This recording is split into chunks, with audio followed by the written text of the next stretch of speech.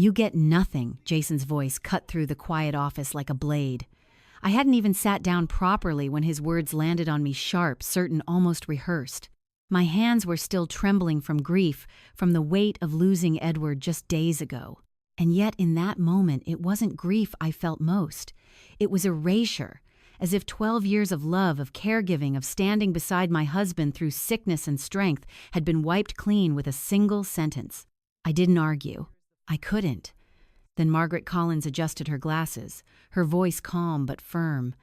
"There is one final clause," Mr. Bailey insisted, "be read separately." And suddenly the room shifted. If you've ever felt overlooked, underestimated, or pushed aside by your own family, I'd love to hear your story. Please like, subscribe, and share your thoughts in the comments. And tell me, where are you watching from and what time is it there right now? I didn't always feel like an outsider in my own life. There was a time 12 years ago now when everything felt surprisingly gentle, almost like the world had decided to give me a second chance after I'd already stopped expecting one. That was when I met Edward. It happened in the most ordinary way. A community reading event at the Charleston Public Library. I had just retired from my position as an elementary school librarian, still unsure of what to do with all the quiet that suddenly filled my days. He had come in late, slightly out of breath, apologizing in that soft, thoughtful way of his. He sat in the back listening more than speaking. But afterward he approached me. "You read like you mean it," he said. It was such a simple comment. But there was something in his tone, respectful, attentive, that made me pause. Most people our age didn't try very hard anymore. We had all lived long enough to grow tired of pretending. Edward wasn't pretending. We started talking that evening, and somehow the conversation never really ended. Coffee turned into lunches. Lunches turned into long walks along the waterfront, and before I realized it, I was laughing again in a way I hadn't in years. We were both widowed. Both had already built entire lives before we met. There was no illusion of fairy tales, no pressure to impress, just two people who had known loss and still chose connection. When Edward introduced me to his son Jason, I remember being nervous but hopeful. I told myself I wasn't there to replace anyone. "I don't want to step into his mother's place," I said to Edward one evening, sitting beside him on his porch as the sun dipped low over the marsh. "He already has a mother.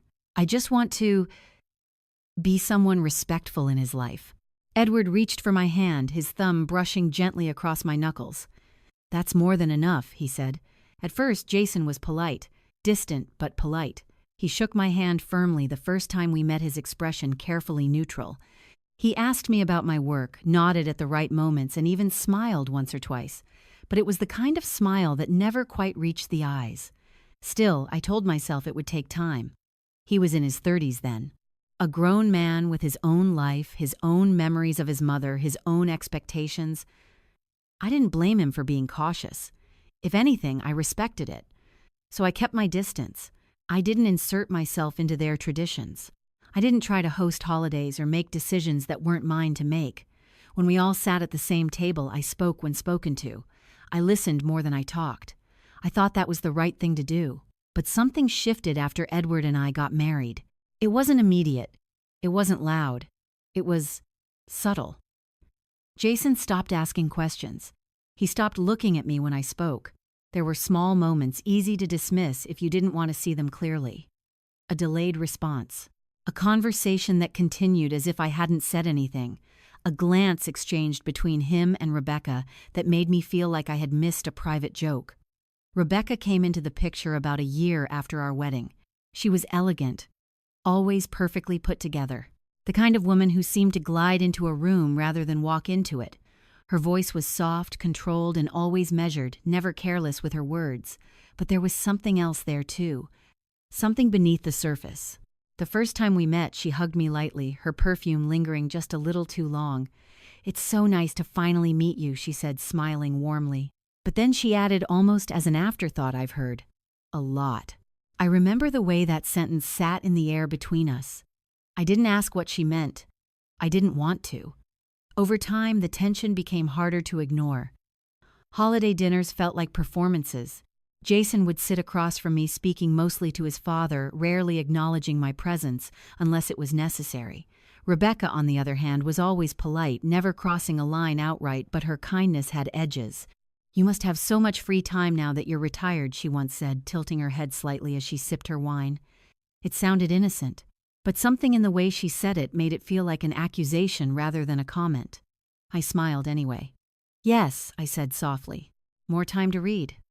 And think." She nodded, her lips curving just enough to suggest approval but not warmth. Edward noticed. He always noticed. Sometimes under the table his hand would find mine. A quiet reassurance. A silent acknowledgement that I wasn't imagining things. After one particularly strained Thanksgiving when Jason barely spoke to me the entire evening, Edward closed the door behind them and let out a long breath. "I'm sorry," he said. "For what I asked?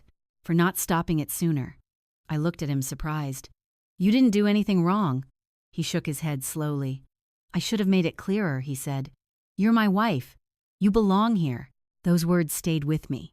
Not because I doubted him, but because despite everything, a part of me still felt like I was standing on borrowed ground. I tried in my own quiet way to bridge the gap.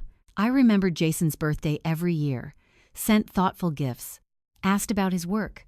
When he mentioned a business idea once briefly, almost in passing, I listened carefully, asked questions, encouraged him. He responded with polite nods, nothing more. It was as if I existed in the margins of his life, visible but not relevant. Rebecca, meanwhile, grew more comfortable. Not warmer, just more certain of her place. She began making small suggestions during visits, rearranging things in the kitchen, commenting on the house in ways that sounded like observations but felt like evaluations.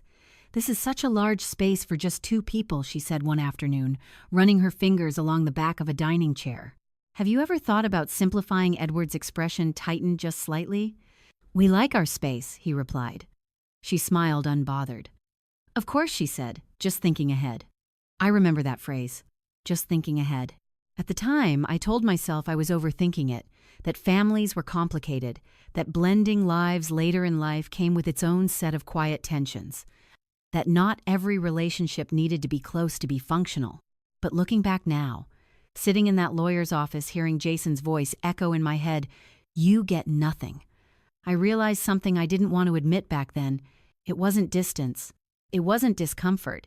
It was something colder than that. Something that had been building quietly, patiently, just beneath the surface. And Edward had seen it long before I did. Looking back now, I can see the exact moment things began to change. At the time, it felt gradual, almost invisible. But when I trace the memory carefully, it always leads me back to the same season. The year Edward got sick. It started with something small. Fatigue, mostly. He would sit longer than usual after breakfast, his hand resting against his chest, as if he were measuring his breath. At first, he brushed it off. "Just getting older," he told me with a faint smile. But I knew better. When you've loved someone long enough, you notice the shifts no one else sees. The pauses between sentences, the way their energy drains just a little too quickly, the quiet moments when they think no one is watching. Within a few months, doctor visits became routine. Within a year, they became serious. And that's when Jason started showing up more often. At first, I told myself it was concern. After all, Edward was his father.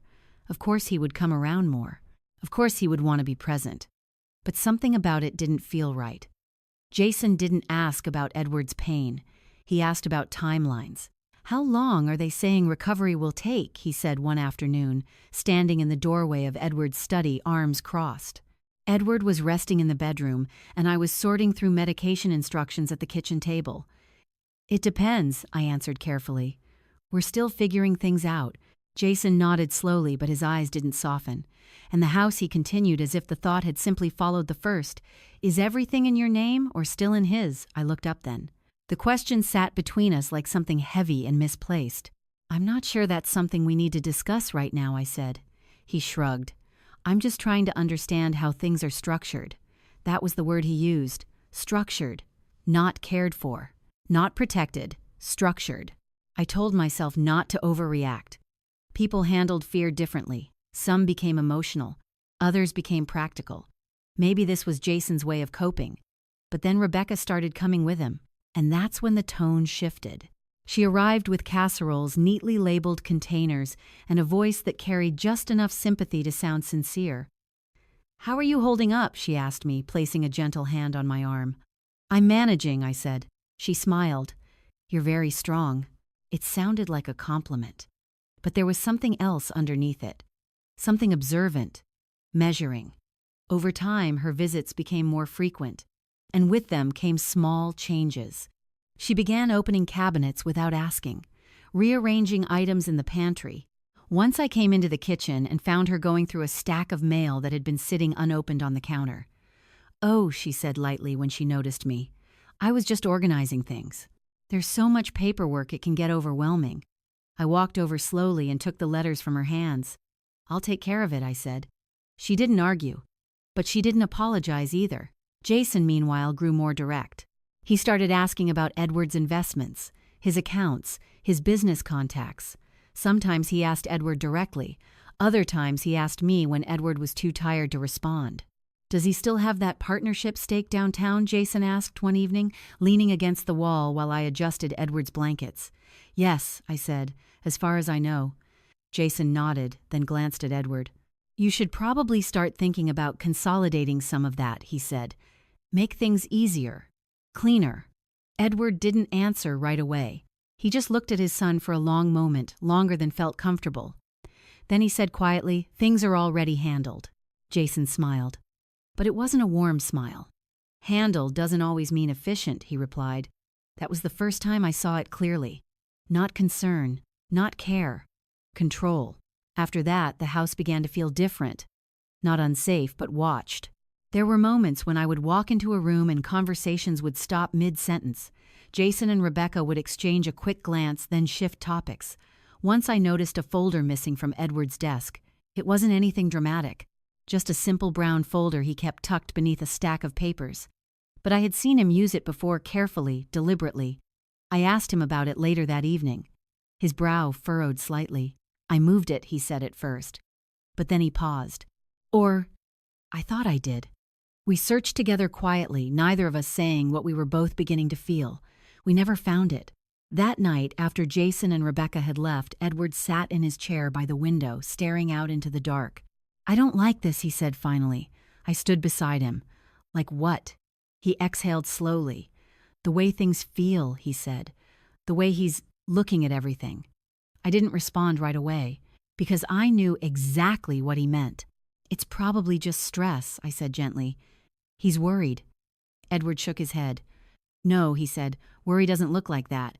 There was a weight in his voice I hadn't heard before. A certainty. "He's not asking about me," Edward continued. "He's asking about what's left after me." The words settled heavily in the room. I wanted to disagree. I wanted to defend Jason, to believe that somewhere beneath the awkwardness, beneath the distance, there was still a son who loved his father. But I couldn't. Because I had seen it too. The calculations behind his questions. The way his eyes moved, not to Edward's face, but to the shelves, the desk, the things. "What do you want to do?" I asked softly. Edward was quiet for a long time. Then he reached for my hand. "I need to make sure you're protected," he said. My chest tightened. "I'm not worried about myself," I replied. "I just want you to focus on getting better." He gave a small, sad smile. "That's exactly why I am worried about you." A few days later, he asked me to bring him something from his study. "There's a leather folder," he said. "Top drawer, left side." I went to his desk, opened the drawer, and found it immediately. It was darker than I expected, worn at the edges like it had been handled often but carefully. When I brought it back to him, he held it for a moment without opening it. His fingers rested on the surface as if he were gathering strength. "There are things I need to fix," he said quietly. I sat beside him. "What kind of things?" He looked at me, then really looked at me. The kind of look that carries more meaning than words. "Things I should have handled sooner," he said. I waited, but after a moment his shoulders sank slightly. The exhaustion had come back. He leaned his head against the chair and closed his eyes. "We'll talk about it tomorrow," he murmured. But tomorrow never came. And I never saw what was inside that folder. Not then. The house grew quieter as Edward grew weaker. Not the peaceful kind of quiet. I had once loved the kind that settles gently around you, like a blanket, but a heavy, watchful silence. Every sound became sharper, every breath more noticeable. Even the ticking clock in the hallway seemed louder, as if time itself had decided to make sure we felt every second slipping away. By then, my world had narrowed to the space around Edward's bed. Days blended into nights in ways that made it hard to remember what morning felt like. I learned the rhythm of his medications, the exact way he liked his pillows, arranged how to lift him carefully so he wouldn't feel pain. I kept a chair beside his bed, though most nights I didn't sit in it. I stayed close, always listening, always ready. There is a kind of love that isn't loud.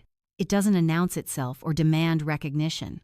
It shows up quietly in small acts, repeated over and over again long after the rest of the world has gone home. That was the kind of love I gave Edward, and I would have given more if there had been more left to give. Jason didn't see that. Or maybe he chose not to. He visited more frequently during those months, but his presence never brought comfort. It brought tension, a shift in the air that made everything feel slightly off balance. One afternoon, I was helping Edward sit up so he could drink some water when Jason walked in without knocking. He stopped just inside the doorway watching us. I felt Edward's body tense beneath my hands. "You should really let a professional handle that," Jason said after a moment. I turned to look at him. "A professional," I repeated.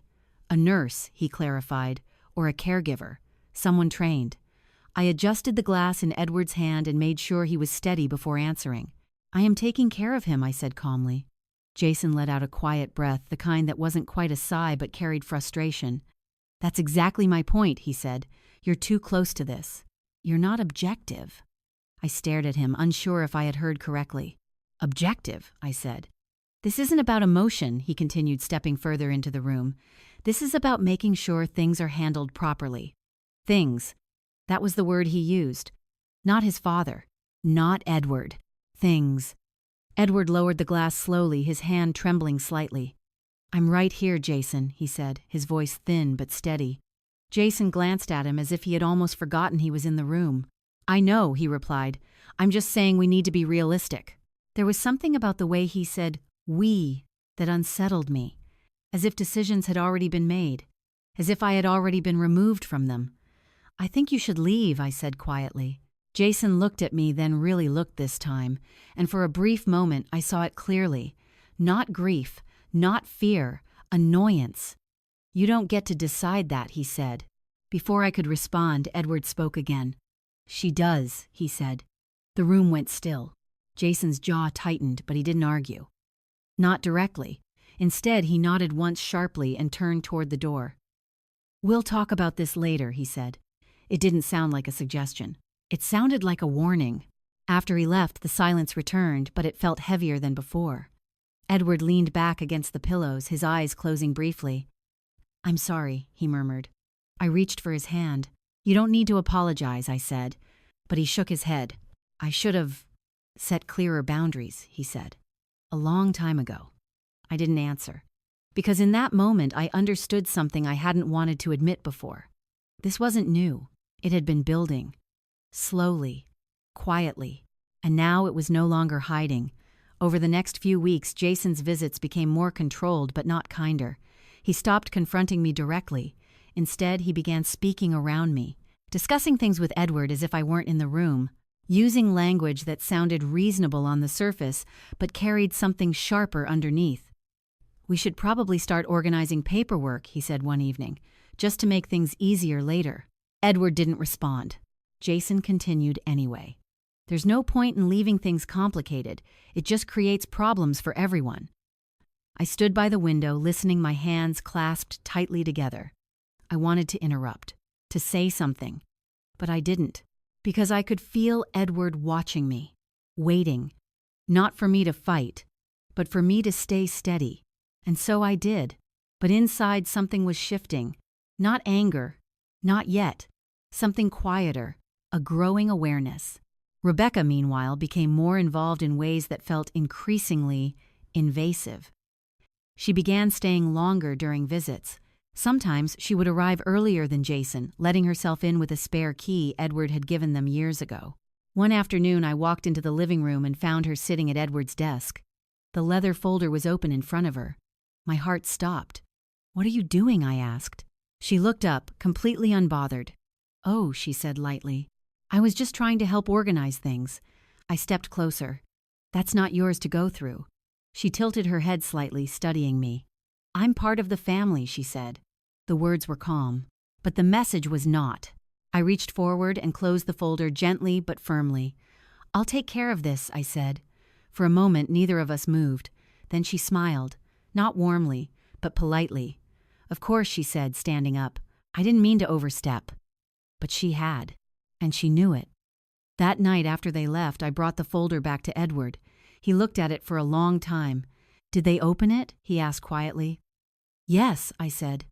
His expression didn't change, but something in his eyes did. A kind of final clarity. "I waited too long," he murmured. I sat beside him. "It's not too late," I said. He nodded slowly. "No," he agreed. "It isn't." He placed his hand over mine, his grip weaker than it had ever been. "But I need to do this properly," he said. The next morning, he asked me to call Margaret Collins, his attorney. I made the call without asking questions, because by then I understood. This wasn't just about preparation anymore. It was about protection. And for the first time, I realized something that made my chest tighten with both fear and certainty. Edward wasn't just worried about what would happen after he was gone. He was worried about what might happen before. Grief does not arrive all at once. It comes in waves, quiet at first, almost gentle. Then suddenly, without warning, it pulls you under. The day Edward passed, the house felt unbearably still. There were no more medications to measure, no more pillows to adjust, no more soft murmurs in the middle of the night asking for water or reassurance, just silence. A silence so complete it felt like the walls themselves were holding their breath. I remember standing in the doorway of our bedroom that morning, unable to step inside. His side of the bed was still slightly indented, the sheets folded back exactly the way I had left them. The sunlight filtered in through the curtains, warm and ordinary, as if the world had decided not to notice what had just ended. 12 years. Reduced to a quiet room. The funeral passed in a blur. People came and went, their voices low, their expressions carefully composed. Hands touched my shoulders. Words like strength and peace and he's in a better place floated around me, never quite landing. Jason stood near the front, composed and controlled. Rebecca beside him, dressed perfectly, her hand resting lightly on his arm as if she were anchoring him. Ethan stood a little apart. He didn't say much. But once when our eyes met, he gave me a small, almost apologetic nod. It was the only moment that felt real. After the service, the house filled briefly with distant relatives and acquaintances. Then just as quickly, it emptied again. By evening, it was just the four of us, Jason, Rebecca, Ethan, and me. I had just placed a kettle on the stove when Jason walked into the kitchen loosening his tie. "We should probably talk about next steps," he said. The words felt immediate, too immediate. I turned slowly. "Next steps," I repeated. He nodded as if we were discussing something routine. "The house. The estate. It's better to stay organized." I stared at him. Edward had been gone less than 12 hours. Rebecca stepped in, then her voice soft but precise. "We don't want things to become complicated later," she said. "It's easier to handle these things while everything is still fresh. Fresh." The word made something in my chest tighten. "I don't think I'm ready for that conversation," I said quietly. Jason exhaled, clearly impatient. "It's not about being ready," he said. "It's about being practical." There it was again. Practical. As if grief were an inconvenience that needed to be managed efficiently. I turned back to the stove, watching the water begin to tremble before it boiled. "I need time," I said. Behind me there was a brief silence. Then Jason spoke again, his tone sharper. "You've had time," he said. I closed my eyes. No, I hadn't. Not even a single day. Before I could respond, Rebecca stepped closer to the table and set down a folder. "I brought something that might help," she said. I turned my gaze, falling on the folder. Real estate documents, property estimates, market comparisons. My breath caught. "You brought this today?" I asked. Her expression didn't change. "We're just being prepared," she said. Prepared. As if this had been planned. As if this moment had been waiting for the right timing. Something inside me shifted then. Not loudly, but definitively. "This is my home," I said. Jason gave a short, humorless laugh. "We'll see what the will says," he replied. The words landed heavier than anything else that had been said. Because in that moment I realized something I hadn't fully allowed myself to consider before. They weren't just discussing possibilities. They were certain. Certain enough to bring documents. Certain enough to speak without hesitation. certain enough to look at me not as family but as someone temporary. I didn't argue, not because I agreed, but because I understood something important. This wasn't a conversation I could win in the kitchen. Not today, not like this. So I stepped back. "I'm going upstairs," I said. Neither of them tried to stop me. As I walked toward the staircase, I felt their eyes on my back, not concerned, not sympathetic, evaluating, measuring, calculating. In the bedroom, I closed the door softly behind me. The quiet returned, but this time it felt different. Not empty, but watchful. I sat on the edge of the bed, my hands resting in my lap, and for the first time since the morning, I allowed myself to cry. Not loud, not dramatic, just steady, silent tears. Because grief wasn't the only thing I was feeling anymore. There was something else, something colder, something clearer. Later that evening, there was a soft knock on the door. I wiped my face quickly before answering. It was Ethan. He stood there awkwardly, his hands tucked into the pockets of his hoodie. "Hey," he said. "Hey," I replied gently. He hesitated for a moment, then stepped inside. "I just wanted to check on you," he said. The words were simple, but they carried more sincerity than anything I had heard all day. "Thank you," I said. We stood there in silence for a moment. Then he spoke again, his voice lower this time. "I'm sorry about earlier," he said. I tilted my head slightly. "Earlier," he nodded. "In the kitchen," he said. "They shouldn't have done that." I studied him carefully. There was something in his expression, not just discomfort, awareness. "You don't have to apologize for them," I said softly. "I know," he replied, "but still." He shifted his weight slightly, as if debating whether to say more. Then he glanced toward the door before lowering his voice even further. "They've been talking about it for a while," he said. My heart skipped. "Talking about what?" "The house," he said. "The money. Everything." A quiet chill moved through me. "For how long?" I asked. He hesitated. Since before Grandpa got really sick," he admitted. The room felt suddenly smaller. "And you heard this?" I asked. He nodded. "Sometimes," he said. "Not everything, but enough." I sat down slowly, my mind racing. So it hadn't been sudden. It hadn't been a reaction. It had been anticipated, planned. Ethan watched me carefully. "I don't think Grandpa liked it," he added. I looked up at him. "What do you mean?" He would get quiet when they talked about it, Ethan said, like he was thinking about something. A memory surfaced instantly. Edward sitting by the window. "I don't like the way he's looking at everything." I felt my chest tighten. "Thank you for telling me," I said. Ethan nodded, but he didn't leave right away. Instead, he lingered for a moment, then asked quietly, "Are you going to be okay?" It was such a simple question, but it held so much weight. I met his eyes and gave a small, steady nod. "Yes," I said, even though at that moment I wasn't entirely sure it was true. After he left, I sat there for a long time staring at the door. The house felt different now, not just filled with grief, but with something else. Something that had been building long before Edward's final breath, and for the first time, I realized I might not just be mourning a loss. I might be standing at the beginning of something much more complicated, something I hadn't yet fully seen, but was already moving toward me. The morning of the will reading arrived with a kind of stillness that felt deliberate, as if the day itself understood what was about to unfold. I remember standing in front of my bedroom mirror longer than necessary, smoothing the fabric of a simple navy dress I had worn to other difficult moments in my life. There was nothing remarkable about it, no statement, no defense, just something steady, something that wouldn't draw attention. I didn't want attention. Not today. The drive to Margaret Collins' office felt longer than it should have. Charleston moved around me in its usual rhythm, morning traffic, pedestrians crossing with coffee in hand, the quiet hum of a city that continues no matter what any one person is going through. But inside the car, everything felt suspended. I kept my hands at 10 and 2 on the steering wheel, not because I needed to, but because I needed something to hold on to, something predictable. When I arrived, Jason's car was already parked outside. Of course it was. He had always liked to arrive early when something mattered to him, and this mattered. I sat in my car for a moment before stepping out, taking a slow breath that didn't quite steady me the way I had hoped. Then I walked inside. Margaret's office was exactly as I remembered, orderly, quiet, composed.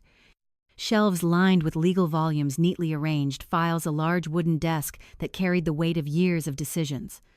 Margaret herself stood as I entered, offering a small, respectful nod. "Charlotte," she said gently, "I'm glad you came." Her voice held warmth but also something else. Something measured. "Thank you," I replied. Jason and Rebecca were already seated. Jason didn't stand. He didn't even greet me. He simply glanced in my direction, his expression unreadable, then looked back down at the folder in front of him. Rebecca offered a faint smile. "Charlotte," she said. Polite. Controlled. I took the chair across from them, placing my hands in my lap to keep them from trembling. Ethan wasn't there. I noticed that immediately.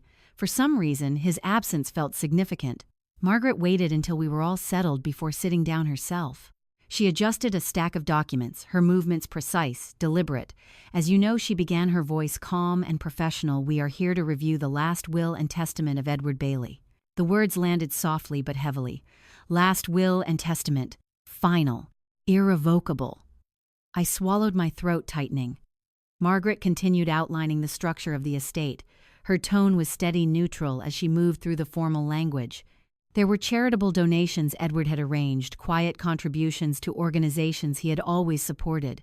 There were mentions of professional archives, personal collections, and structured accounts. I listened, but I also watched.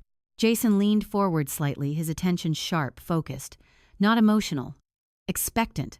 When Margaret began detailing the financial structure, I noticed the first flicker of irritation cross his face. "The majority of Mr. Bailey's liquid assets have been placed into a managed trust," she explained.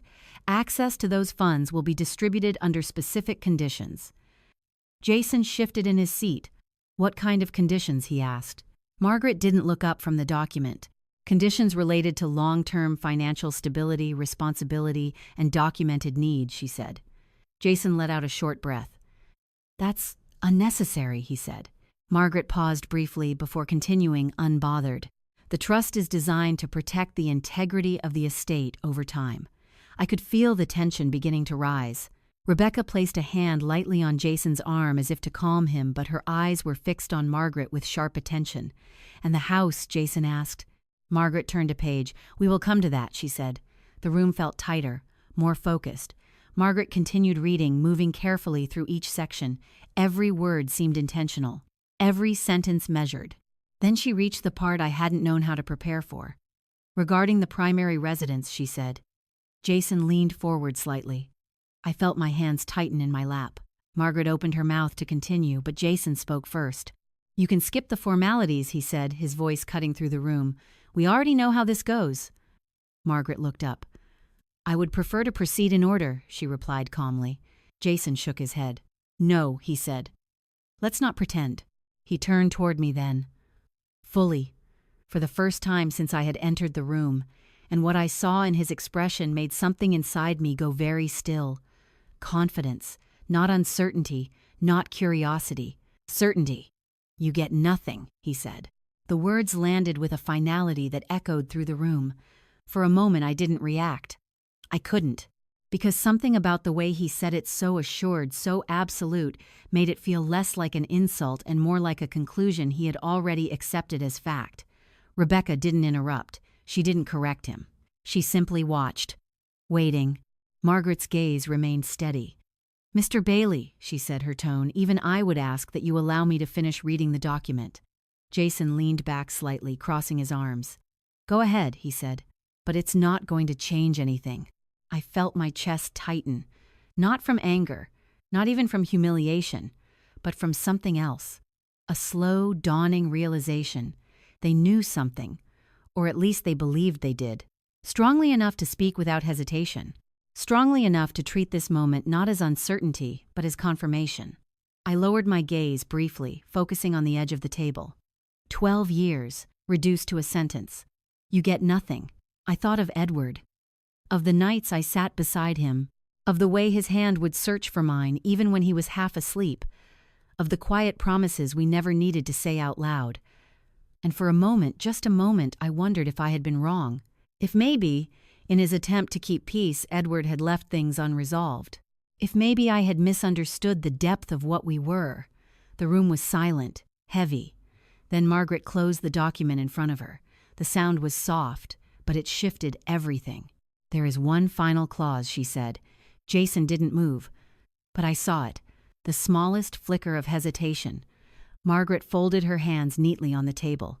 "This clause," she continued, "was sealed under Mr. Bailey's direct instruction and is to be read only under specific circumstances." Rebecca leaned forward slightly. "What circumstances?" she asked. Margaret's gaze moved briefly between them before settling. "If during the reading of this will there is any attempt to intimidate, dismiss, or undermine Mrs. Bailey's position in this proceeding," she said, "then the following statement is to be read in full." The words settled into the room like a quiet storm. For the first time, Jason didn't look certain. He looked caught. I felt my breath slow. Not with relief. Not yet. But with something else. A shift. A movement beneath the surface. As if something Edward had set in motion long before this moment was finally beginning to unfold. For a moment, no one spoke. The air in Margaret Collins' office felt suspended like the pause between lightning and thunder when you know something is coming but you don't yet know how close it is. Jason shifted slightly in his chair. It wasn't a large movement, but it was the first sign that his certainty had cracked. "What is that supposed to mean?" he asked, his voice sharper, now less controlled. Margaret didn't respond immediately. Instead, she reached for a smaller envelope that had been set aside from the main documents. It was thick, cream-colored, sealed with a simple line of adhesive, no embellishment, no markings except Edward's name written neatly across the front. She held it for a moment before speaking. "This letter," she said, "was written personally by Mr. Bailey and witnessed under legal supervision. It is to be read aloud in full, without interruption." Jason let out a short, dismissive breath. "Fine," he said. "Let's hear it." But the edge in his voice was gone, replaced by something else. Unease. Margaret opened the envelope carefully, removing several pages folded together. She adjusted them slightly, then began to read. "To my son Jason," her voice softened just slightly as she continued, not losing its professionalism but carrying the weight of something deeply personal. "If you are hearing this, it means that the moment I feared has already arrived. Not my passing, I have made peace with that, but the way in which you have chosen to respond to it." Jason's jaw tightened. He didn't interrupt. Margaret continued, "I have spent many years hoping that time would bring you clarity. That experience would teach you what I could not. That responsibility would shape your character in ways that words alone never could." There was a pause, a breath. But hope, she read, is not a strategy. And love, when it is misunderstood, can become something unrecognizable. I felt my chest tighten, not because the words were harsh, but because they were honest. Margaret's eyes moved steadily across the page. "You believe that what I leave behind is proof of what I felt. That inheritance is a measure of love. That control is a right rather than a responsibility." Jason shifted again, his hand clenching slightly on the table. "That belief," Margaret read, "is the reason I have made the decisions you are about to hear." The room felt smaller, more focused. Margaret turned the page.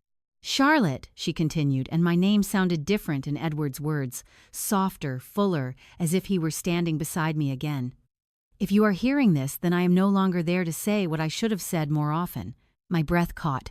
"You gave me something I did not know I needed at this stage in my life. Not just care, not just companionship, but presence, steady, unmeasured, and without expectation." My vision blurred slightly. "You did not ask what I could provide. You did not calculate what remained. You simply stayed." A tear slipped down my cheek before I could stop it. "I didn't move to wipe it away," Margaret continued. "In the final years of my life, when strength left me in ways I could not control, you gave me dignity. Quietly. Without recognition. Without complaint." Jason looked away. Rebecca remained still, but her posture had changed. The ease she carried earlier was gone. "And because of that," Margaret read, "I have entrusted you with something I would not give lightly." Margaret paused. Then she folded the letter slightly, setting it aside, not finished but momentarily complete. "Now," she said, returning to the formal document, "I will read the final clause." Jason leaned forward again, but this time there was no confidence in the movement, only tension. Per the directive of Edward Bailey, Margaret read her voice returning to its precise legal tone. The primary residence located at, she stated the address of the house I had shared with Edward, is to be transferred in full with lifetime ownership rights to Charlotte Bailey. Jason's head snapped up. What he said. Margaret did not stop. This ownership is not conditional and may not be contested under standard probate challenge due to the inclusion of pre-verified competency documentation. Jason pushed back slightly in his chair. That doesn't make any sense, he said. That house is no longer subject to your assumption, Margaret replied calmly, continuing without pause. In addition, all personal archives, intellectual property, and discretionary assets are to be placed under the sole authority of Charlotte Bailey. I felt my heart begin to pound, not from excitement, from disbelief. Further, Margaret continued, a family trust has been established. Access to this trust by Jason Bailey is conditional upon meeting specified criteria, including but not limited to demonstrated financial responsibility, independent evaluation, and compliance with structured oversight. Jason let out a short, incredulous laugh. You're serious, he said. You're putting her in control of everything, Margaret looked up briefly. I am reading the document as written, she said. Rebecca finally spoke.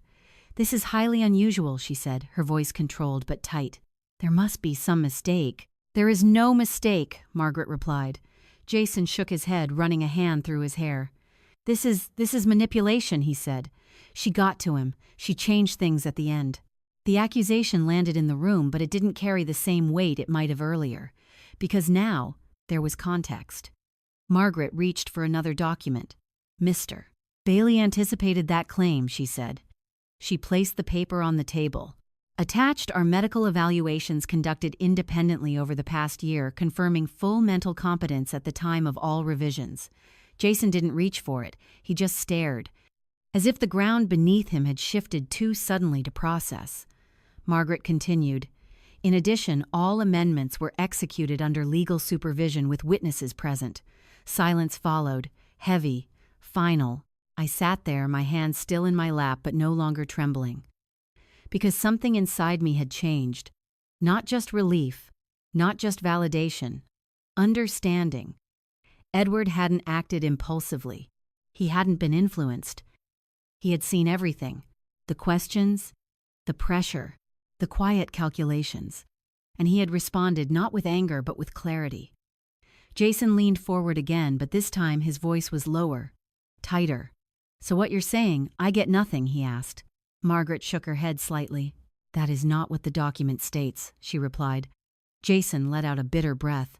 Then, what does it say? He demanded. Margaret met his gaze evenly. It says, she replied, that what you receive will depend on who you choose to become. The words hung in the air. Not loud, not dramatic, but undeniable.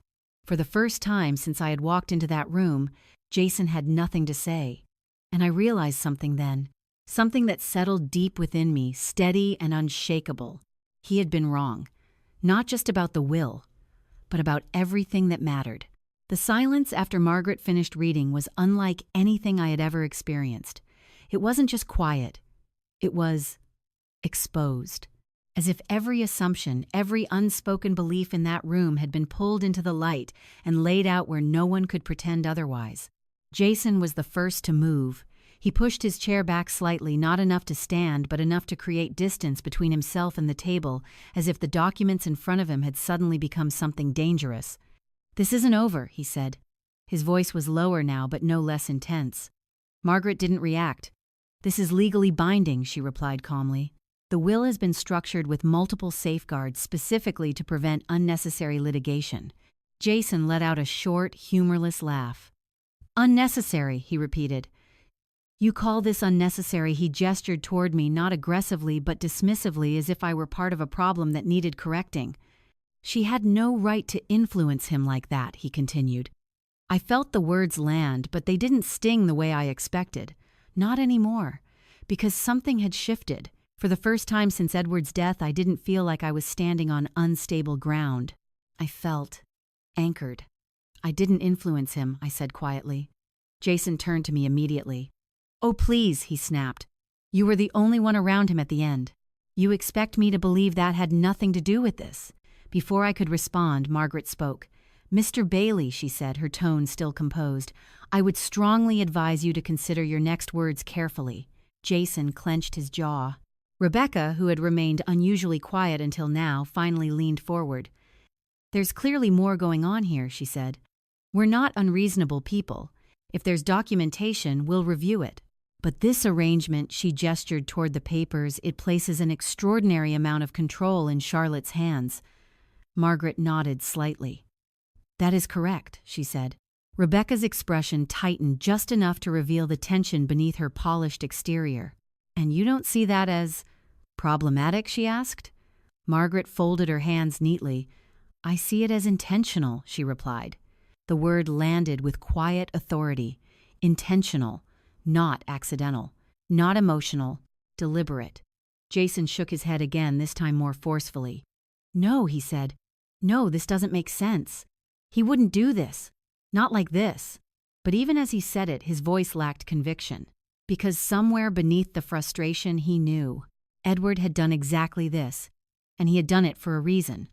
Margaret gathered the documents in front of her, organizing them with careful precision. You are, of course, entitled to pursue a legal challenge, she said. However, I must inform you that the likelihood of success is extremely limited given the documentation attached. Jason didn't respond. Rebecca, however, leaned closer to him, her voice lowered but not low enough that I couldn't hear. We'll review everything, she said. There are always angles. Angles. I felt something cold settle in my chest. Not fear. Recognition. They weren't finished. Not even close. Margaret seemed to sense it too.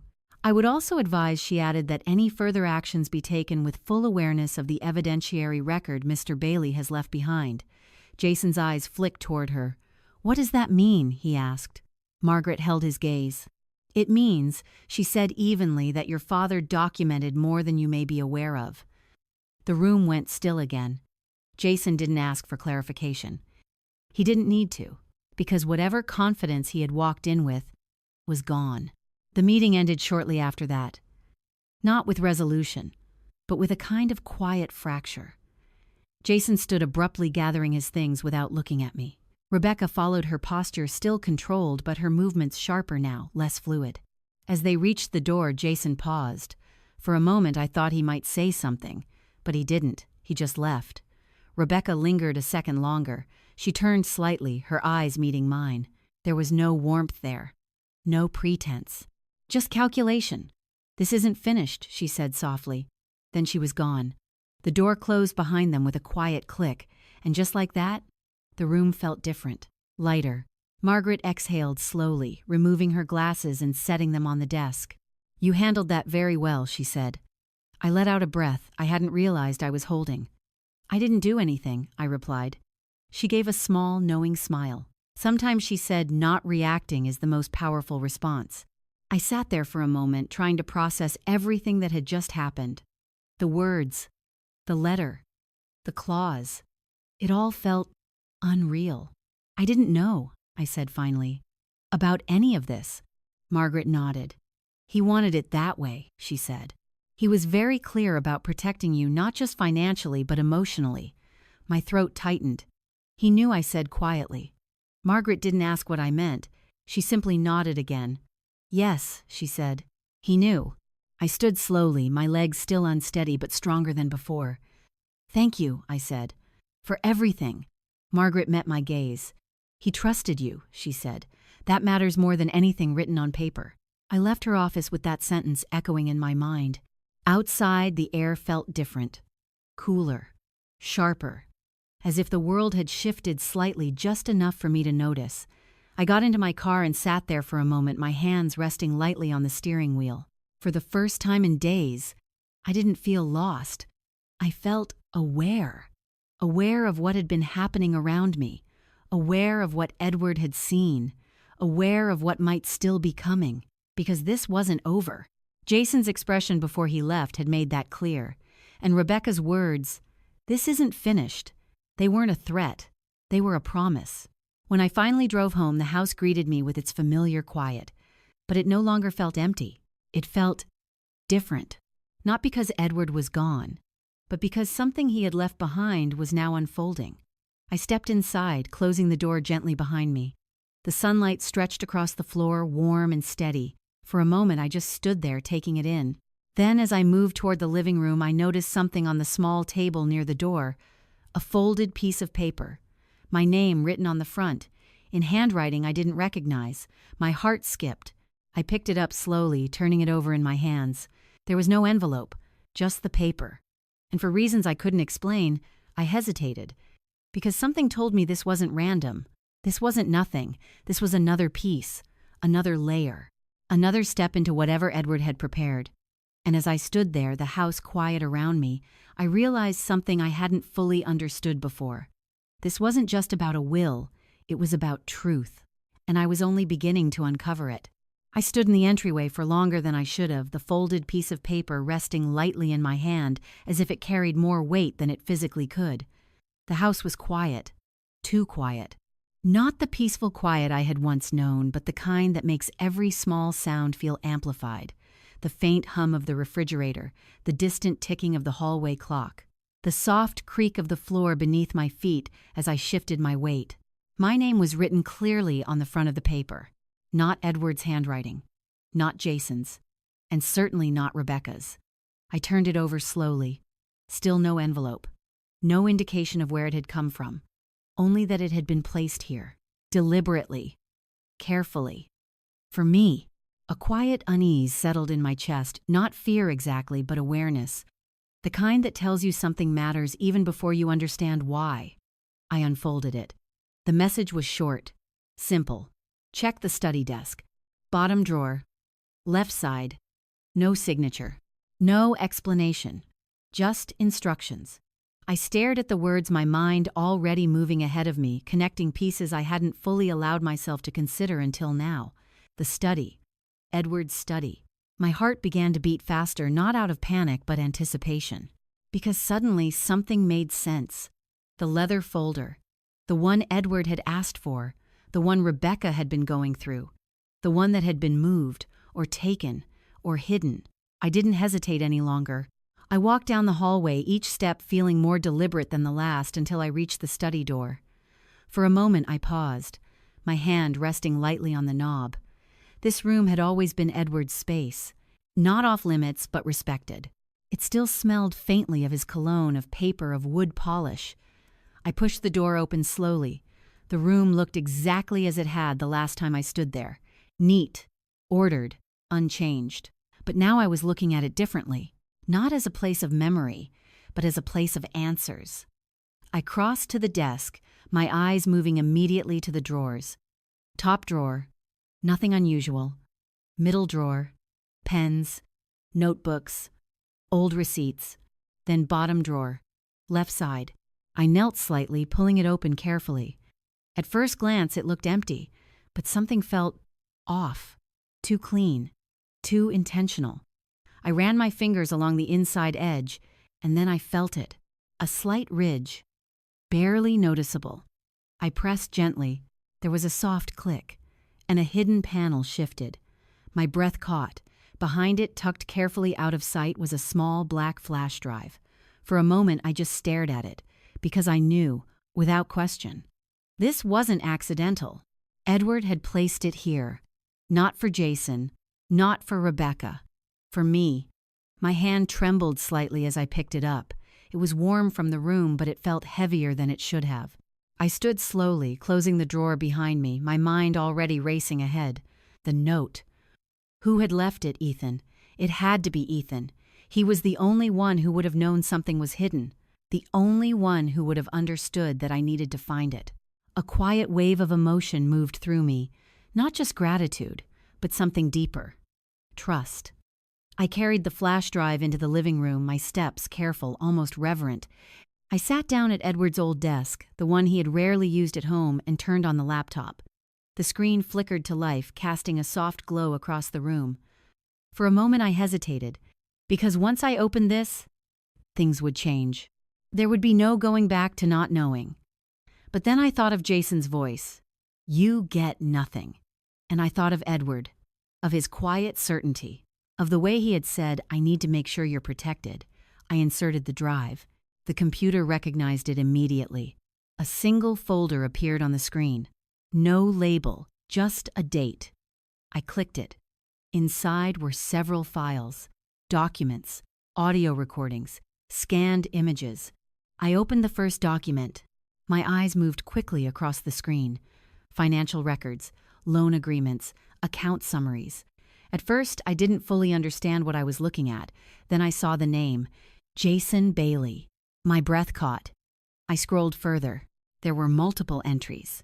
Large sums, loans taken under Edward's business connections, some with his knowledge, some not. My chest tightened. I opened another file. Emails. Correspondence between Jason and third parties. Negotiations. Requests. Promises. And then a message from Rebecca. Short. Direct. We need to move faster. He's not going to last forever. I felt something cold settle deep inside me. Not shock. Not entirely. Because somewhere beneath everything I had already known, but seeing it in writing made it undeniable, I clicked on the next file, an audio recording. My hand hovered for a moment before pressing play.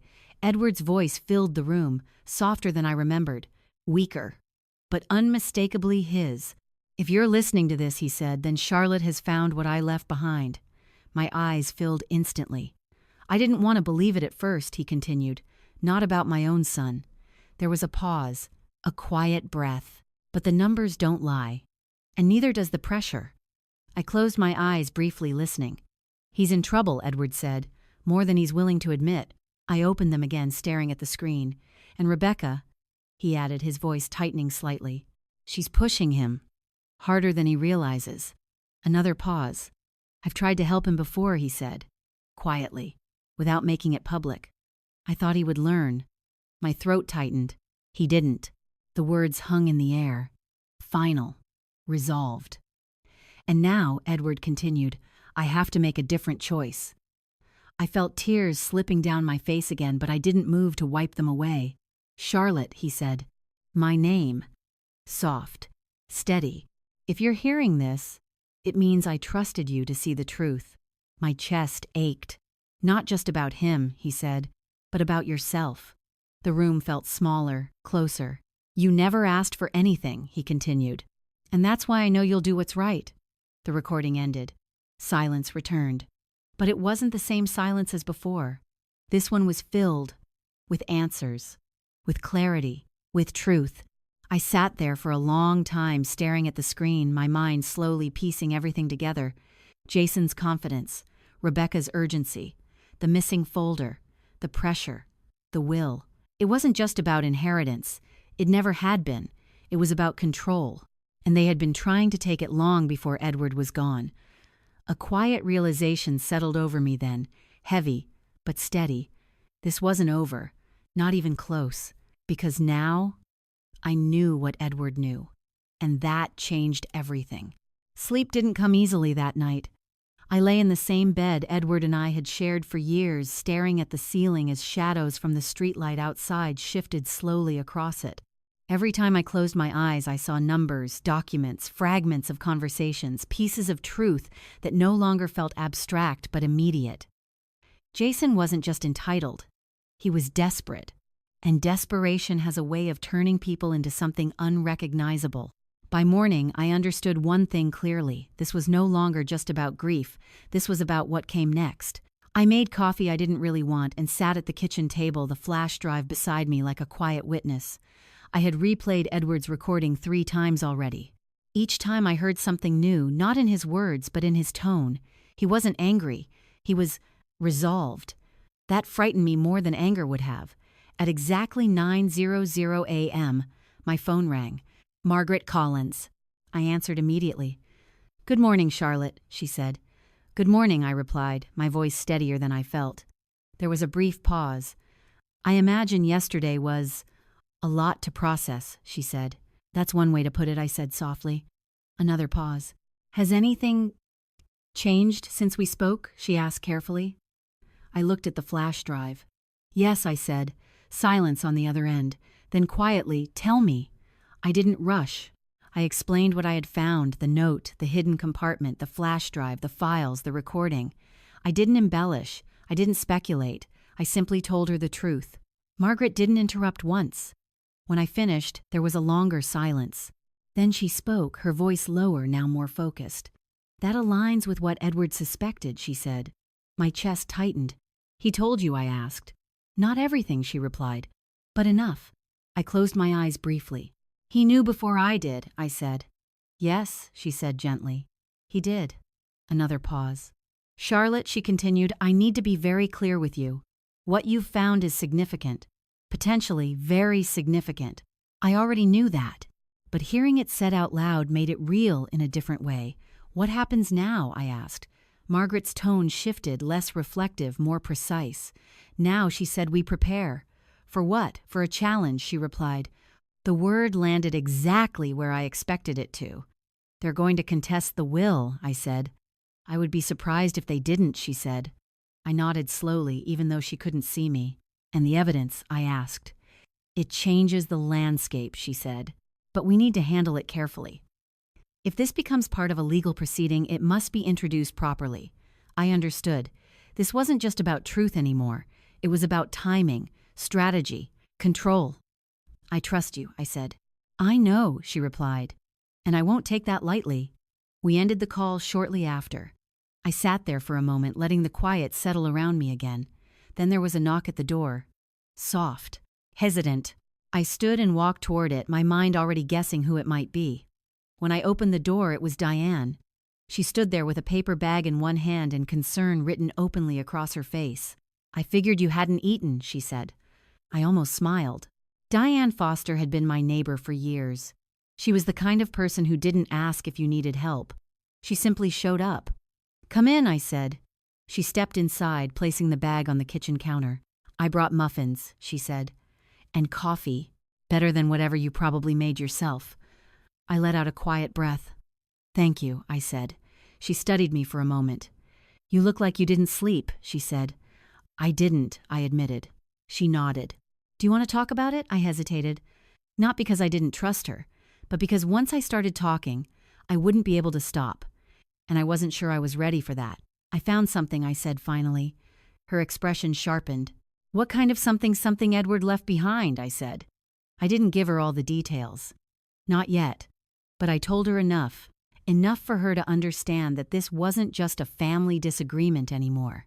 When I finished, Diane leaned back slightly, crossing her arms. "Well," she said, "that explains a lot." I looked at her.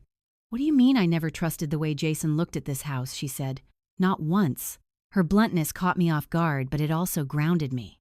"He wasn't looking at it like a home," she continued. "He was looking at it like inventory." The word echoed in my mind. Inventory. Yes, that was exactly it. And Rebecca Diane added. I shook my head slightly. "She was worse," I said. Diane nodded. "I figured," she replied. We sat in silence for a moment. Then she leaned forward slightly. "So what are you going to do?" she asked. The question hung in the air. Simple, but heavy. I thought about Edward, about his voice in the recording. "You'll do what's right, not what's easy, not what's comfortable, what's right." "I'm not going to run," I said finally. Diane's lips curved slightly. "Good," she said. "I've spent too long trying to keep the peace," I continued, trying not to make things worse. And now, she asked, I met her gaze. "Now I understand what's actually at stake," I said. She nodded once. "That's a different kind of clarity," she said. Yes, I agreed. It was. Because for the first time I wasn't reacting. I was choosing. Later that afternoon, my phone buzzed again. This time it was Jason. I stared at the screen for a moment before answering. "Yes," I said. There was no greeting. "We need to talk," he said. His voice was tight, controlled, but underneath it, pressure. "I think we've said enough for now," I replied. "No," he said immediately. "We haven't." I didn't respond. "I'm filing a challenge," he continued. "You should know that." I had expected it. Still hearing it out loud made something settle more firmly inside me. "I assumed you would," I said. There was a brief pause. Then, "You really think this is going to hold up?" he asked. I could hear something in his voice now. Not confidence, not anger, something closer to Uncertainty. I think your father knew exactly what he was doing, I said. Silence. Then his tone sharpened again. You're making a mistake, he said. Dragging this out like this, it's not going to end the way you think. I thought about the flash drive, the documents, the recording, the truth. I'm not the one dragging anything out, I said quietly. Another pause. Then he exhaled sharply. This isn't over, he said. I almost repeated Rebecca's words back to him. But I didn't. I know, I said instead, and I meant it. When the call ended, I set the phone down slowly. The house was quiet again, but not empty, not uncertain. Something had changed, not just in the situation, but in me. Because now, I wasn't just waiting for what would happen next. I was ready for it. The courtroom felt colder than I expected. Not physically, though. The air conditioning hummed steadily overhead, but emotionally. It was a space stripped of comfort, of softness. Everything about it was deliberate, the clean lines, the polished wood, the measured silence that seemed to demand truth whether you were ready to give it or not. I sat beside Margaret at the long table, my hands folded tightly in my lap. I had chosen a simple gray suit that morning, nothing dramatic, nothing distracting. I didn't want to look like someone trying to win, I just wanted to stand. Across the room, Jason sat beside his attorney, his posture straight, his expression carefully composed. Rebecca sat just behind him, her presence as controlled as ever, but I could see the tension in her shoulders now, the subtle tightness in her jaw. This wasn't the kitchen. This wasn't Margaret's office. There was no room here for assumptions, only evidence. The judge entered, and the room rose instinctively before settling again. The proceedings began with formalities, names, case references, the legal framing of Jason's challenge. Contest of testamentary validity, the judge summarized. Such clinical words for something that felt so deeply personal. Jason's attorney spoke first. He was articulate, confident, practiced. My client, he began, believes that the decedent, Edward Bailey, was subject to undue influence during the final period of his life. Specifically, we assert that Charlotte Bailey, as the primary caregiver, exerted disproportionate control over access, communication, and ultimately decision-making regarding the estate. I felt the words land, carefully chosen, strategically placed, undue influence, control. It was a narrative, a clean one, simple, convincing if you didn't know the truth. Margaret didn't react immediately. She simply took a note, her expression calm, unreadable. Jason's attorney continued, the restructuring of the will, particularly the concentration of authority and assets under Mrs. Bailey's control deviates significantly from what would reasonably be expected in a parent-child relationship of this nature. Reasonably expected, as if love could be measured in percentages, as if relationships could be reduced to predictable patterns. I kept my eyes forward, steady, because I knew this was only the beginning. When it was Margaret's turn, she stood slowly, adjusting her papers with the same quiet precision she always carried. Your Honor, she said, the claim of undue influence requires not only suggestion but evidence.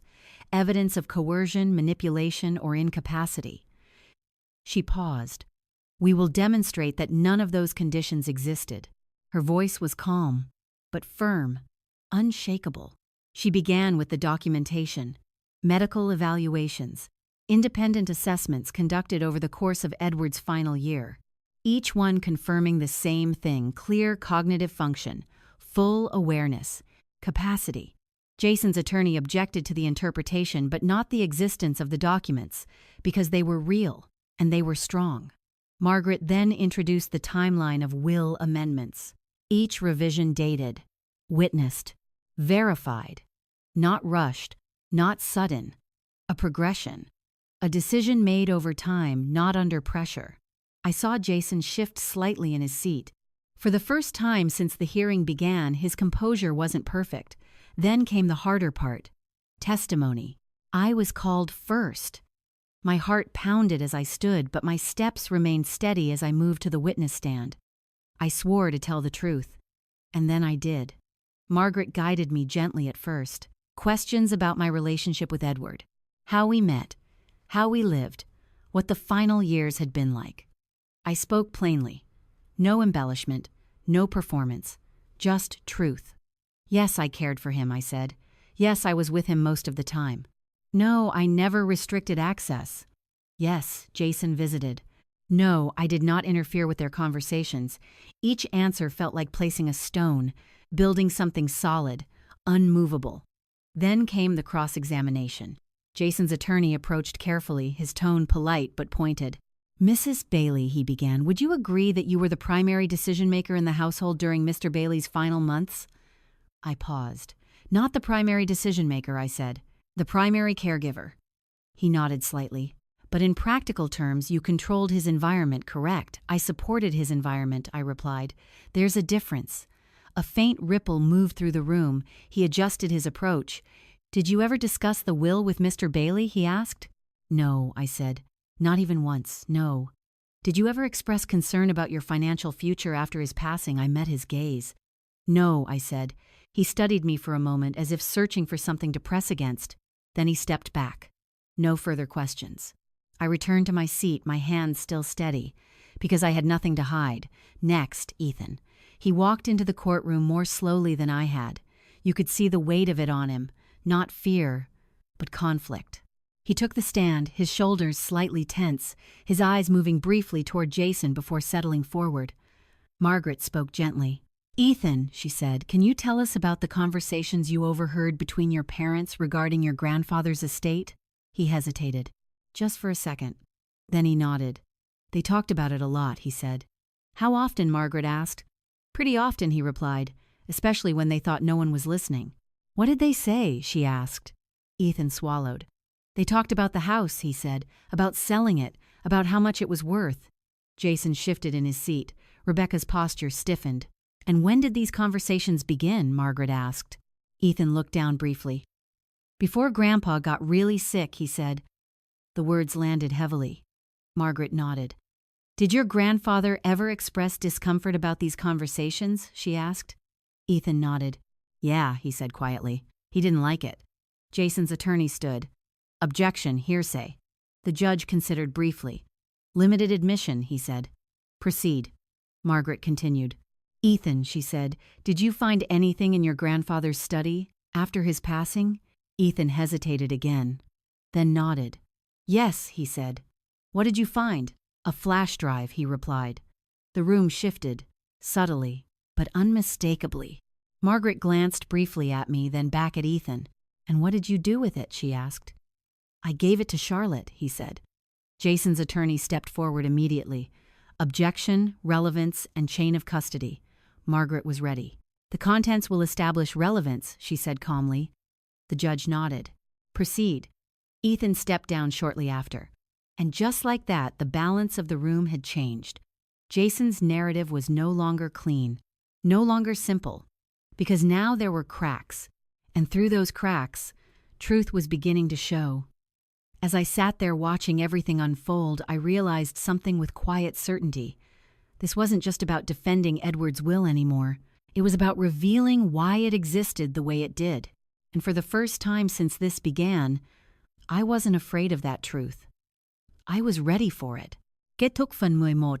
Tiếp tục yêu cầu viết đủ 1.200 từ, theo quy định viết bằng tiếng Anh Part 12. By the time the court reconvened after a short recess, something in the room had shifted. It wasn't loud. It wasn't obvious. But it was there. A tension that no longer belonged only to me. Jason felt it. Rebecca felt it.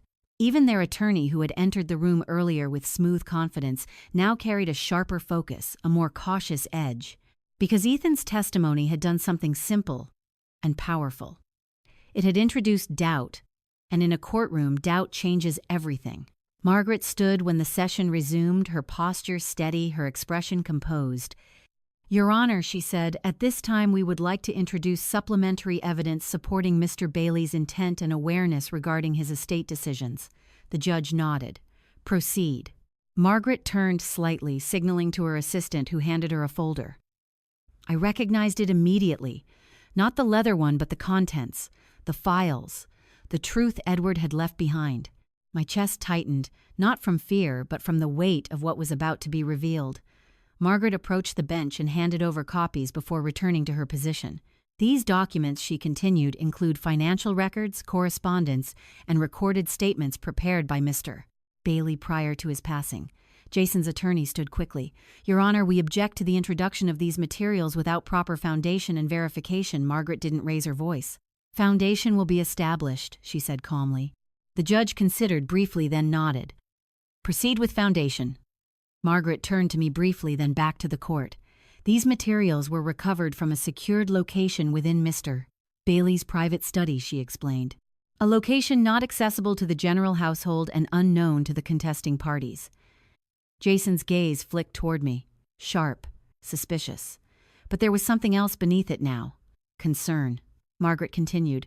The content of these files reflects Mr. Bailey's awareness of financial irregularities involving Mr. Jason Bailey. The words landed like a quiet explosion. Jason's attorney stepped forward again. Objection, allegation. Without substantiated proof, Margaret lifted a document. This is not an allegation, she said. This is documentation. The judge raised a hand. Let her proceed. Margaret placed the document on the display screen. Numbers filled the space. Transactions. Dates. Amounts. Clear. Precise. These records, she said, demonstrate a pattern of financial activity in which Mr. Jason Bailey utilized his father's business reputation to secure loans, some with consent, others without full disclosure. Jason shifted in his seat. Rebecca's hand moved slightly toward his arm but stopped before making contact. Margaret didn't look at them. She didn't need to. The significance of this pattern, she continued, is not merely financial. It establishes motive. Silence. Heavy. Intentional. Motive, Jason's attorney repeated. Margaret nodded. A need for access, she said. A need for control. And a need for liquidity that could not be met independently. The room felt smaller, tighter. Jason stood suddenly. This is ridiculous, he said. You're twisting things. Sit down, the judge said firmly. Jason hesitated. Then slowly. He did. But the composure he had carried into the courtroom earlier was gone. Margaret continued, her voice never rising, never wavering. In addition, she said, we would like to submit a recorded statement made by Mr. Bailey. Jason's attorney moved again. Your Honor, play it, the judge said. No hesitation, no delay. Margaret nodded once. The recording began. Edward's voice filled the courtroom, softer than it had sounded in my living room, but no less clear. I have reviewed the accounts, he said. More than once. The room was still, completely still. There are discrepancies, he continued. Patterns that concern me. I saw Jason's hands tighten. Rebecca's expression didn't change, but her eyes had. They were no longer confident. They were calculating, reassessing. I have already intervened, once Edward's voice said, quietly, without documentation. I believed it was a mistake that would not be repeated. A pause. A breath. I was wrong. The words echoed, not loud, but final. This is not about punishment, he continued. It is about protection. My chest tightened, because I knew exactly what he meant. Charlotte will not be placed in a position where she must defend herself without support, Edward said. My eyes filled again. She has done nothing but give, he added. And I will not allow that to be taken from her. The recording ended. Silence followed. Not empty, not uncertain, but heavy with something undeniable. Truth. Jason's attorney stood slowly.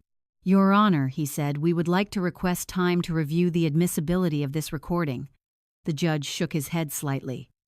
You'll have that opportunity, he said, but the content is noted. Jason leaned forward, his voice low but sharp. This doesn't prove anything, he said. It just proves he was suspicious. Margaret met his gaze. It proves he was aware, she said. Rebecca stood then, unexpectedly. Her movement drew every eye in the room. This is being misrepresented, she said. Edward was under stress. He was ill. He wasn't thinking clearly. Margaret didn't interrupt. But she didn't need to, because the evidence had already answered that argument. The medical evaluations, the documented timeline, the consistency. The judge raised a hand. That will be enough, he said. Rebecca sat back down slowly. But something had changed, not just in the case, in them. Because pressure does something just very specific. It reveals. Jason leaned toward Rebecca, his voice low but not low enough. This is your fault, he muttered. Her head snapped toward him. My fault, she whispered sharply. You said it was fine, he said. You said we had time, she let out a quiet, incredulous breath. You're the one who kept pushing, she replied. I told you to be careful, careful, he repeated. You were the one, enough, their attorney said under his breath. But it was too late. The fracture was visible now. Clear. Irreversible. Margaret didn't comment. She didn't need to. Because the truth wasn't just in the documents anymore. It was in their reactions, their words, their inability to hold the story together. The judge leaned forward slightly. I will review the full submission, he said, but based on what has been presented, the court finds no immediate grounds to invalidate the will. Relief didn't come all at once. It came slowly, like a breath I had been holding for far too long. This matter, the judge continued, will proceed to final determination pending formal review. Until then, the current structure remains in effect. The gavel struck. And just like that, the moment was over. But the truth remained. As I stood from my seat, my legs steady beneath me, I realized something I hadn't fully understood before. This wasn't about winning. Not really. It was about something deeper. Something Edward had seen clearly long before any of us were willing to admit it. And now, there was no way to unsee it. The final ruling came on a quiet Thursday morning. No dramatic build-up, no crowded courtroom filled with spectators. Just a measured decision delivered in the same calm tone the judge had carried from the very beginning. The court finds no evidence of undue influence, he said. The will of Edward Bailey is valid and shall be upheld in full. The words settled over me slowly. Not like a victory, not like relief, but like something finally aligning, as if the truth had found its place. Jason didn't react immediately. He sat there staring forward, his expression unreadable, not angry, not shocked, just still. Rebecca, however, shifted beside him, her composure finally cracking in small, unmistakable ways. Her fingers tightened around the edge of the table, her posture no longer controlled but rigid. Their attorney leaned in, slightly speaking to them in low, careful tones. I didn't need to hear the words to understand the message. It was over. Legally, but not emotionally. I stood slowly, my hands steady, my breathing even. Margaret placed a hand lightly on my arm. It's done, she said quietly. I nodded. Yes, I replied. But even as I said it, I knew something deeper lingered. Because endings are rarely clean. Not in families, not in truth. Outside the courthouse, the air felt lighter than it had in weeks. Or maybe it was just me. Diane was waiting by the steps, her arms crossed, her expression expectant. Well, she asked, the moment she saw me. I gave a small nod. It's over, I said. Her face softened instantly. Good, she said. It should have been. She stepped forward and pulled me into a brief, firm hug. Not overly emotional, not dramatic, just grounding. You okay? She asked when she pulled back. I considered the question carefully. I think so, I said. And for the first time, it felt true. Margaret joined us a moment later, exchanging a few final words before heading off. There would still be paperwork, formalities, details to finalize, but the core of it had been decided. The rest was just process. I turned to leave, and that's when I saw him. Jason. He stood a few steps away alone. Rebecca was gone. I didn't know when she had left. I didn't know if they had spoken. But he was by himself now, and for the first time since I had known him, he looked smaller. Not physically, but emotionally, as if something that had once filled him, confidence, entitlement, certainty, had been stripped away, leaving something more exposed behind. He hesitated when our eyes met. Then slowly he walked toward me. Diane tensed slightly beside me, but I didn't move. I didn't step back, because I knew this moment mattered. Jason stopped a few feet away, close enough to speak, not close enough to assume anything. For a moment, neither of us said anything. Then he spoke. You won, he said. The words were flat, not bitter, not sarcastic, just factual. I shook my head slightly. This wasn't about winning, I said. He let out a quiet breath. Everything's about winning, he replied. I studied him carefully. No, I said. It's not. Silence stretched between us. Then he looked away briefly, his gaze dropping toward the ground before lifting again. She left, he said. I didn't ask who. I already knew. Rebecca, I said gently. He nodded. She said she wasn't going to stay and deal with this, he added. said it wasn't what she signed up for. There was no anger in his voice, only something quieter, something closer to realization. "I'm sorry," I said, and I meant it, because whatever had happened between them, it wasn't just strategy. It was a life, or at least something they had tried to build. He gave a small, humorless smile. "Are you?" he asked. I held his gaze. "Yes," I said. Another silence. Then he asked the question I hadn't expected. Did he really think that Jason said? I frowned slightly. "What do you mean?" He hesitated. "Then that I couldn't be trusted," he said. The words were careful, measured, but they carried weight. I took a breath. I could have softened it. I could have avoided the truth. But Edward hadn't done that, and neither would I. "He thought you were struggling," I said. Jason's jaw tightened slightly. "That's not the same thing," he replied. "No," I agreed. "It's not." Another pause. "But he also believed," I continued, "that you had a choice." Jason looked at me then. Really looked. For the first time, there was no distance in his expression. No dismissal. Just uncertainty. "What kind of choice?" he asked.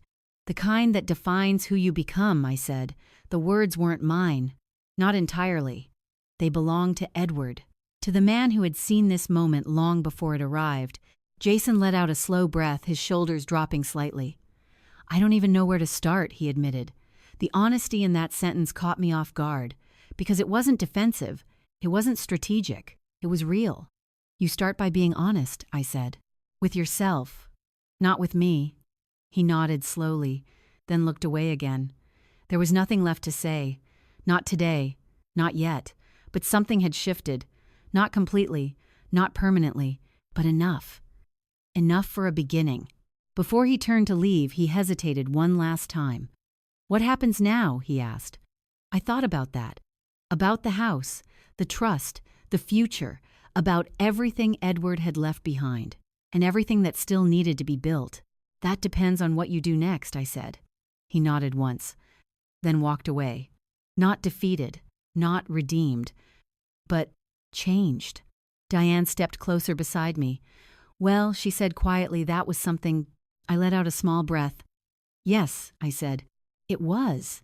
As we walked toward the car, I realized something I hadn't expected to feel. Not relief, not satisfaction. Something quieter, something steadier.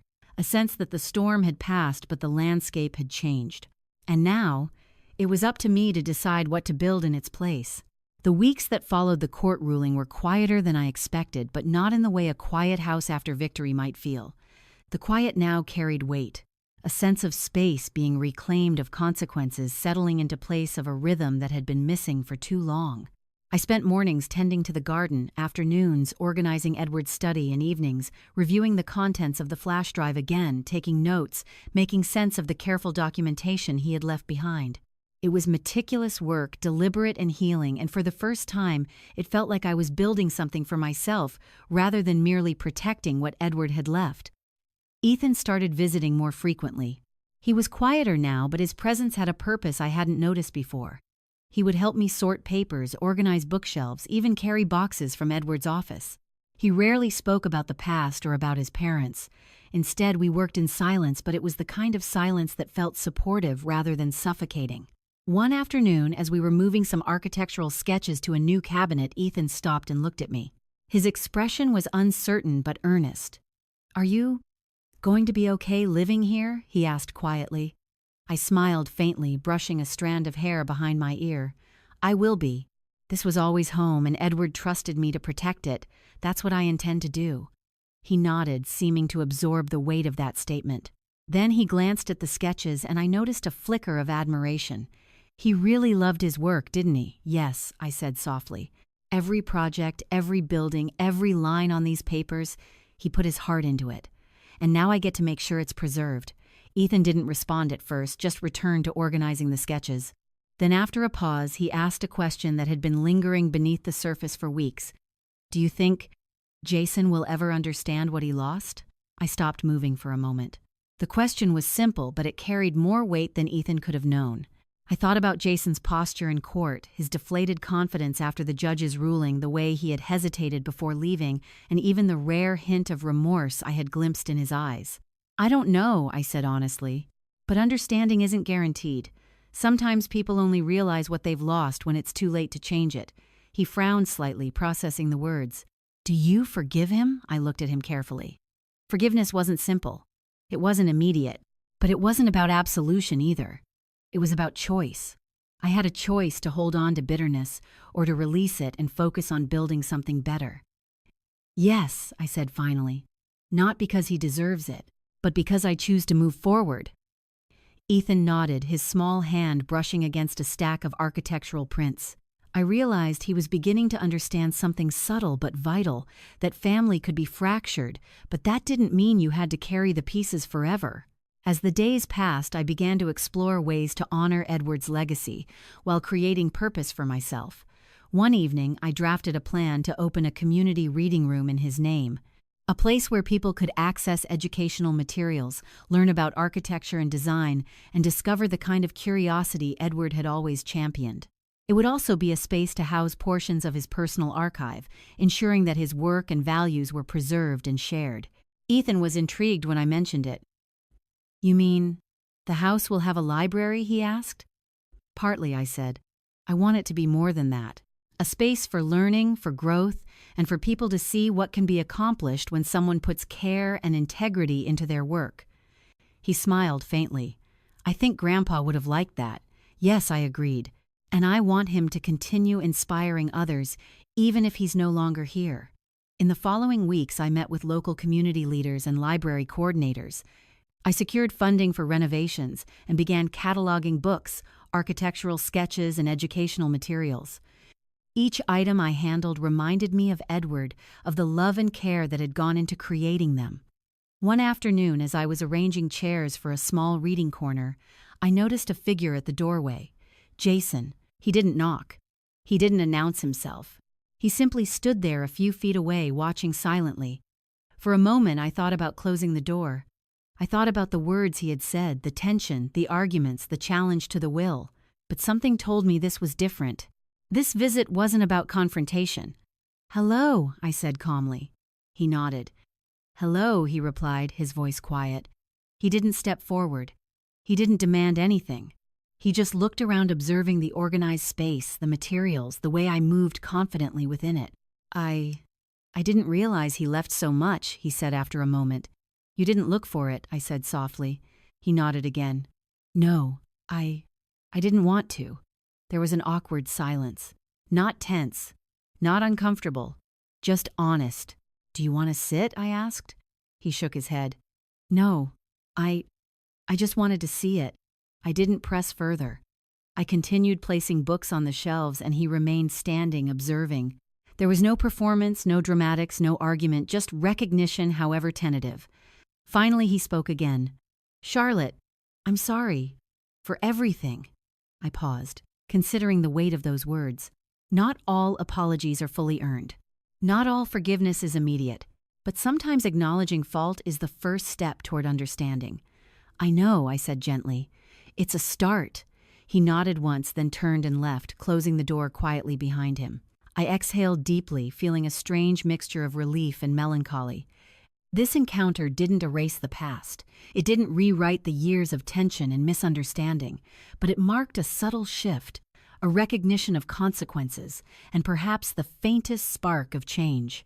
As I returned to arranging materials for the reading room, I realized something profound. This space wasn't just for Edward's legacy. It wasn't just for me. It was a chance to create a space where lessons about integrity, dedication, and care could be passed on not just to Ethan, but to anyone willing to learn. For the first time since Edward's passing, I felt a sense of purpose beyond protection, beyond preservation. Beyond the legal battles and family tension, I had a role to play. And it was mine fully. In the weeks that followed, the reading room began to take shape. Local families came to explore the books. Children marveled at the sketches of buildings, their eyes wide with curiosity. Volunteers helped catalog and maintain the space. And Ethan, he became my assistant, quietly learning not only about architecture, but about responsibility, about the importance of honesty and stewardship, and about the subtler lessons of resilience and integrity.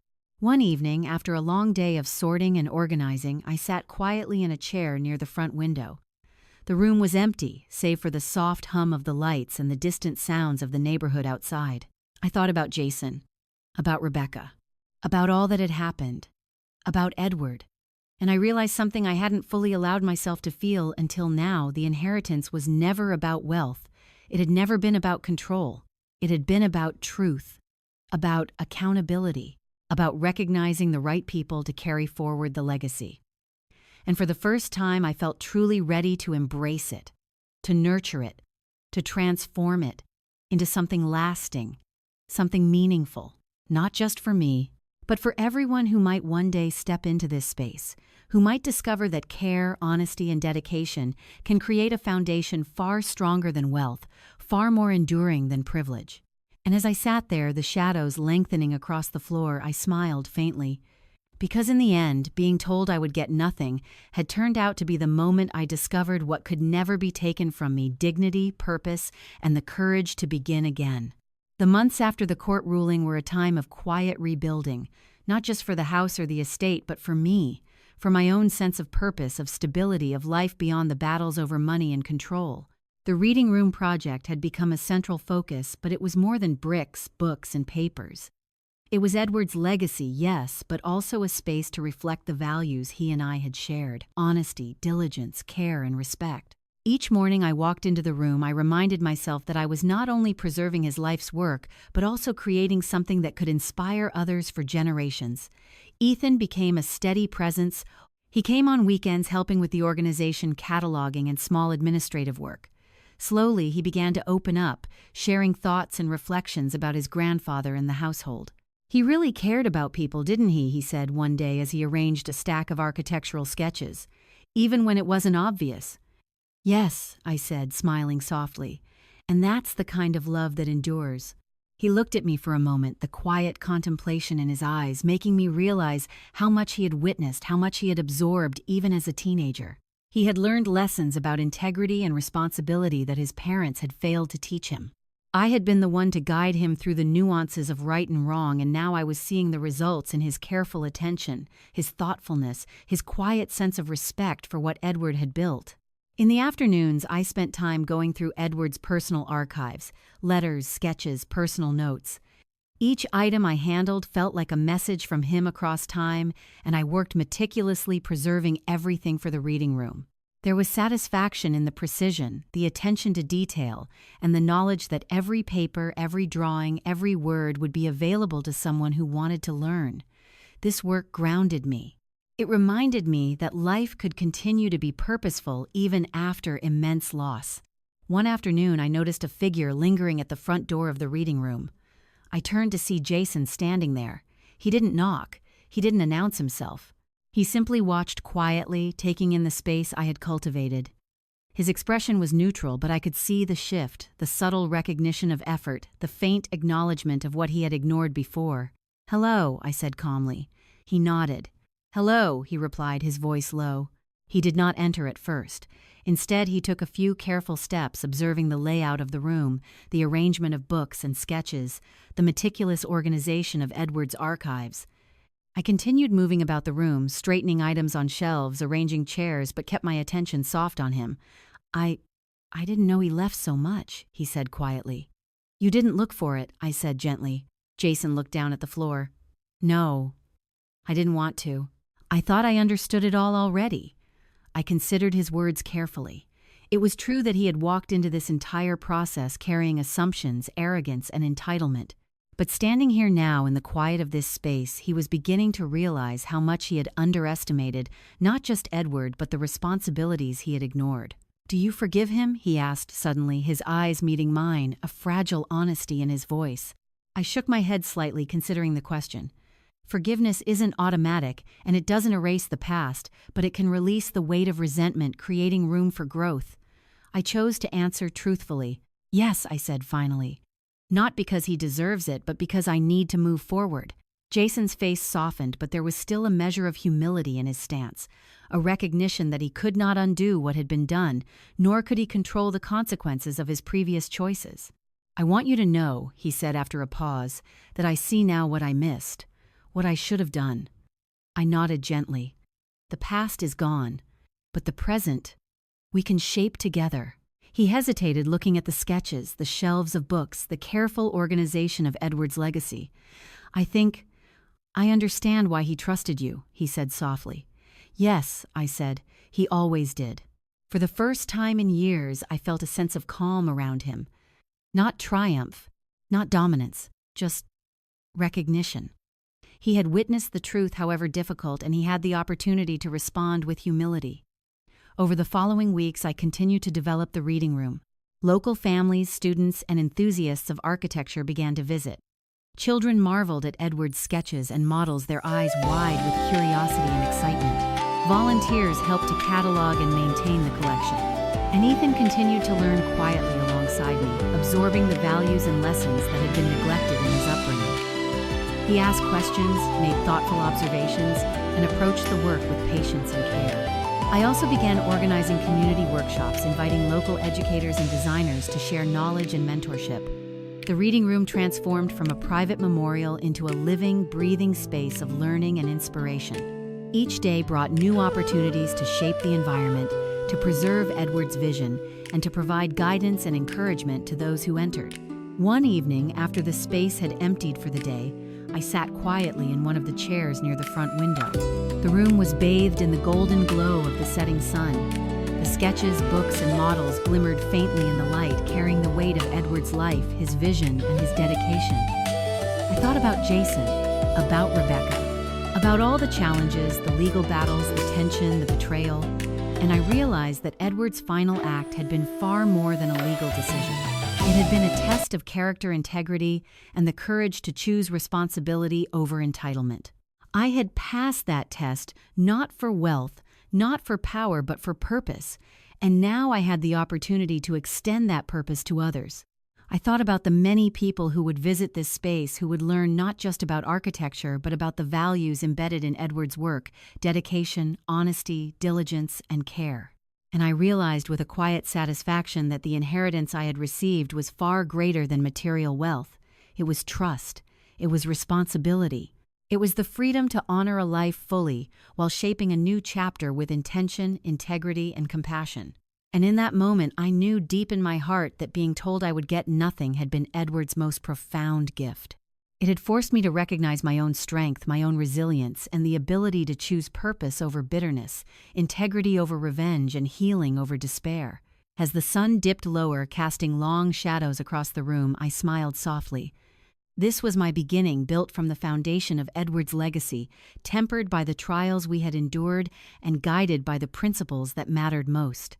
No longer was I simply a survivor of grief, of betrayal, or of family conflict. I was a custodian of truth, a teacher of values, and a guardian of a legacy that would endure far beyond the walls of this house. And that, I realized, was the inheritance that mattered most of all. Life often surprises us in the most unexpected ways. Sometimes the people we think we can trust the most show us their true colors only when circumstances push them to the surface. And yet it is precisely in those moments of betrayal, injustice, and loss that we discover our own strength, resilience, and clarity. Charlotte's journey teaches us that true inheritance is not measured in dollars or possessions. It is measured in dignity, integrity, courage, and the ability to act with purpose even in the face of pain. We learn that setting boundaries, standing firm in our values, and acting with honesty are not acts of revenge but acts of empowerment. Even when others attempt to undermine us, manipulate us, or dismiss us, our character remains untouchable if we choose to uphold it.